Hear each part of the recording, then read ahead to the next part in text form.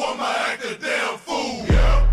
Ooh, I'm about to act a fool, yeah. Goose got me loose, don't up patrol. But I would like the quirk to be able to throw a fart at somebody. They won't know who it's coming from, but they'll know it came. She did that. She said that at our panel too. She's like, yeah, if there's a fighter jet up there, you can just fill that cockpit full of fart and then That's the quirk.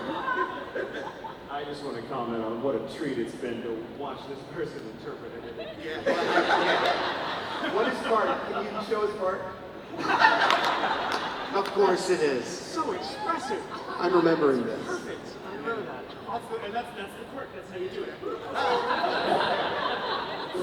I think I want that quirk too. I think the answer I often give is I would love the quirk of never saying the wrong thing.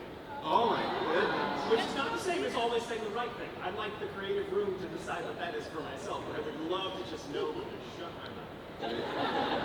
That's a quirk I can use. I would like the ability to, whenever I eat something or taste something, I know exactly the ingredients and the measurements that go into it, so I can recreate it. So many times I have something just food that's stunning, and I'm like, well, enjoy it now.